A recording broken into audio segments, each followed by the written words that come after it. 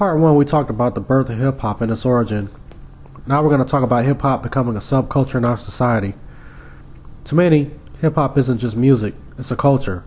It's a subculture that consists of MCing or rapping, DJing or scratching, breakdancing, graffiti writing, sampling or synthesis, and beatboxing. It has become a way of life for the people who listen to the music. Listeners of the music believe that hip-hop is a form of self-expression through the songs, styles of clothing, dances, and art. It possesses a sense of rebellion and a do-without-wilt attitude. One of the most noticeable forms of self-expression in hip-hop can be seen on buildings, subway trains, and bridges are tags or graffiti. Youth would take spray paint cans of various colors and write words, slogans, and names in an artistic way. Most of the art would be done during the night hours to avoid being seen by building owners or local police in some of the most public places. Tags are usually done to catch the eye of the public, and in some cases as a form of competition to see who could have the most recognized tag at the most open places, such as highway signs and trains. As this became more popular, local officials came up with stricter laws and harsher penalties to anyone caught tagging. Another major part of the culture is the clothing and style of dress. The early hip-hoppers wore clothing that was more bold, colorful, and much different than the clothing of the previous generations and the working class, and still is to this day. The clothing can be a form of rebellion against the typical standard dress code from the rest of the world. For example, you may notice that early hip-hoppers wore their hats backwards, while most people at the time wore them in front. They chose sneakers over loafers and dress shoes. Clothes were more colorful and bright than the average person's clothing. While people wore slacks, suits, and button-down shirts tucked in, they wore jeans, jumpsuits, and t-shirts untucked. The music that is usually made is more hardcore, unfiltered, uncensored, and usually consists of curse words and vile content. Since hip-hop is a form of rebellion, it is expected that language spoken in a subculture is the opposite of the way people speak in the general society. A key figure in the hip-hop culture movement is a rapper named KRS-One. He was born and raised in the Bronx, New York. As stated earlier, KRS-One was most known for his famous MC battle with MC Shan over the original birthplace of hip-hop. KRS-One has now dedicated his life to being a philosopher and currently spends most of his time traveling and speaking to various groups promoting hip-hop as a cultural movement. He believes hip-hop is, and in some cases, as important as religion. In a 2013 interview, he was quoted saying, "Only hip-hop has the authority to announce to the world a new spiritual thought because all of the other religions have blood on their hands." This was after he shared his experience on the trip he had taken to the Vatican and compared it to Disneyland because he felt it was more of a tourist attraction than a place of worship. KRS-One believes that hip-hop is a valid subculture because it brings peace and unity amongst people of all races and creeds. He also referred to hip-hop as the New Vatican. He was also quoted saying, "Hip-hop is not rap, it's not performing. It's living victoriously free, and following the culture makes you self-actualized."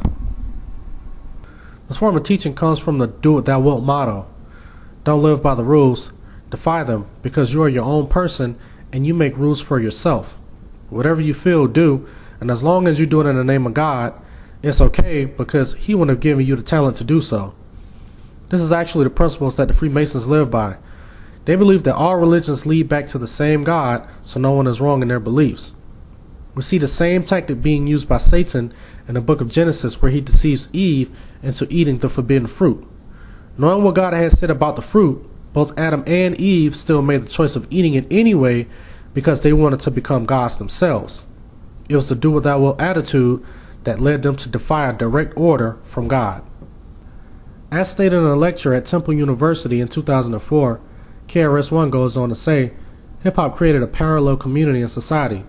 So whatever society was doing, hip-hop was to do the opposite. If society taught people to get married, hip-hop taught the opposite. If society taught that men played an important role in the household, hip-hop taught that only the woman was needed to sustain a household. He also goes on to say that because of fatherless households, it forced the early pioneers of hip-hop to be creative because creativity is a female attribute of the mind. This clearly cancels out the teaching that God is He, the creator of all. It also indicates that a man can only be creative only if a woman is present. This type of teaching ages back to ancient Babylon, with the worship of Semiramis, but that's another topic. Despite of what is said by the people of the subculture, the man is a very important part of the household. He gets his covering and authority from God, and he is to provide the same for his family. But of course, hip-hop teaches the opposite.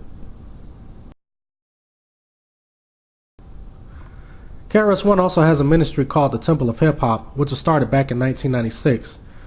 It has been accepted by the United Nations as a religion, so keep that in mind as this series moves forward. Now, as we look at one of the logos for this ministry, a few things stand out. Most noticeably, we can see that there is a checkered pattern floor.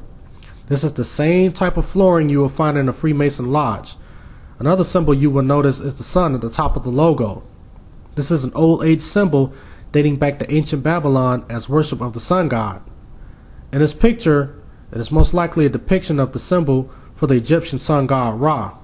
But with further studies, you'll find out that the sun is actually worshipped as the light, and it is none other than Satan himself. In the book of Isaiah, chapter 14, verse 12, it reads, "How are you fallen from heaven, O day star, son of dawn?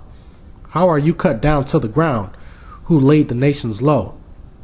You said in your heart, I will ascend to heaven, above the stars of God.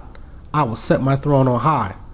I will sit on a mount of assembly in the far reaches of the north. I will ascend above the heights of the clouds. I will make myself like the Most High." Looking at the picture, you can clearly see a sun rising above the surrounding stars as it appears to be illuminated. Also, notice that the stars are five-pointed. This is a symbol used in the Eastern Star of Freemasonry, which is also the same symbol for Baphomet or pentagram. You will also notice that there are different versions of this logo, but one thing that remains the same is the illuminating sun and stars. Some people may argue, so what? Maybe they just want to use the sun and stars for their logo. But according to KRS-One, there are no mistakes in hip-hop. He was quoted in the same 2004 lecture at Temple University saying, "Don't think hip-hop is a mistake. Every step of the way we're thinking. We knew exactly what we were doing and how we were going to do it." It is very important that we remember that statement as this series continues.